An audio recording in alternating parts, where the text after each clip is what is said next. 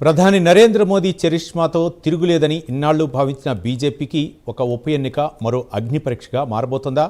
బీహార్లోని బాంకీపూర్ ఉప ఎన్నిక బీజేపీతో పాటు జాతీయ రాజకీయాల్లో తీవ్ర ఆసక్తిని రేకెత్తిస్తోంది.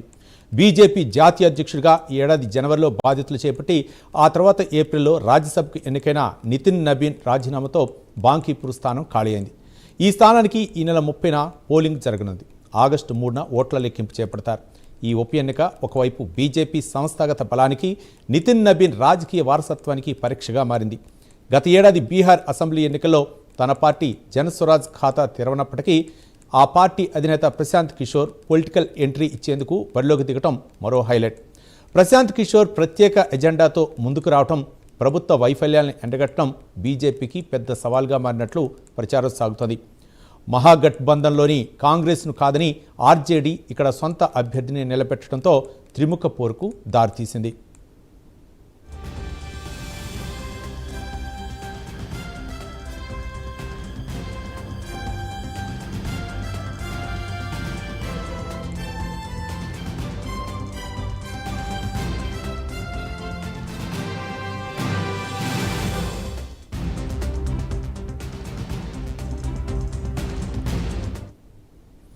బాంకీపూర్ బీజేపీకి కంచుకోట.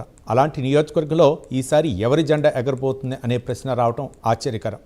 దేశవ్యాప్తంగా విద్యార్థుల నిరసనలు, నీట్ పేపర్ లీక్ వ్యవహారంపై జరిగిన ఆందోళనలు రాజకీయ చర్చను పూర్తిగా మార్చివేశాయి. జన్జీ ఉద్యమం, కాక్రోచ్ జనతా పార్టీ ఆందోళన, ధర్మేంద్ర ప్రధాన్ రాజీనామాతో బాంకీపూర్ ఉప ఎన్నిక మరింత హాట్ టాపిక్గా మారింది. ఢిల్లీ జంతర్ మంతర్ వద్ద ఆందోళన కొనసాగుతున్న సమయంలో బీహార్లో నీట్ పేపర్ లీక్ వ్యవహారంపై ఆందోళన చేస్తున్న విద్యార్థులపై పోలీసులు లాఠీ చార్జీకి పాల్పడటం తీవ్ర దుమారం రేపింది. ఈ ఘటన జన్జీ ఓటర్లో ప్రభుత్వం పట్ల ఆగ్రహాన్ని పెంచిందని భావిస్తున్నారు. బాంకీపూర్ నియోజకవర్గంలో మొత్తం 4 లక్షల ఓటర్లు ఉండగా యువ ఓటర్ల సంఖ్య చాలా ఎక్కువ. దాదాపు 1,20,000 నుంచి 1,35,000 మంది, అంటే 3వ వంతు మంది 18 నుంచి 29 ఏళ్ల మధ్య వయసు ఉన్నవారే ఇక్కడ ఓటర్లుగా ఉన్నవారు.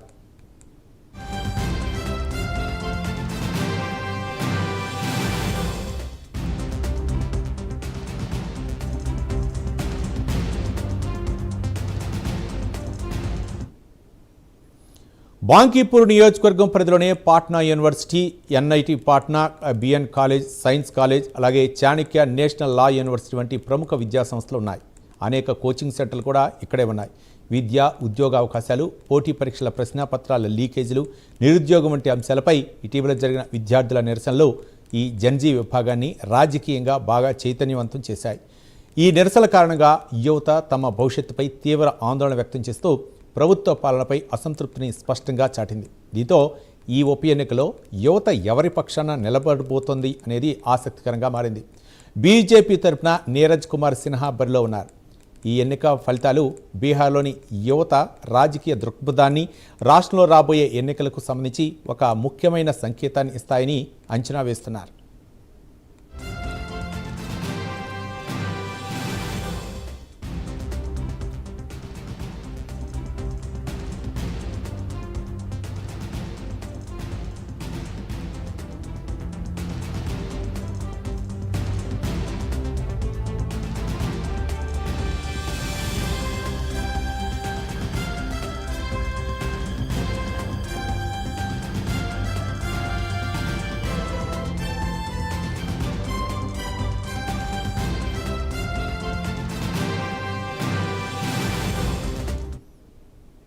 మరి బీజేపీకి కంచుకోటగా ఉన్న బాంకీపూర్ అసెంబ్లీ స్థానం ఈసారి ఎవరి ఖాతాలో పడబోతోంది? జన్జీ ఉద్యమం, ధర్మేంద్ర ప్రధాన్ రాజీనామా ఈ ఎన్నికలపై ప్రభావం చూపుతుందా? ఫలితాల కోసం ఆగస్టు 3 వరకు ఆగాల్సిందే. బీహార్ రాజకీయాల్లో ముఖ్యంగా యువ ఓటర్లో ఈ పరిణామాలు ఎలాంటి మార్పు తీసుకొస్తాయో చూడాలి. నితిన్ నబీన్ వారసత్వాన్ని నీరజ్ కుమార్ సిన్హా కొనసాగిస్తారా, లేదా జన్జీ ఓటర్ల ఒక కొత్త రాజకీయ మార్గాన్ని చూపిస్తారా అనేది ఆసక్తికరం.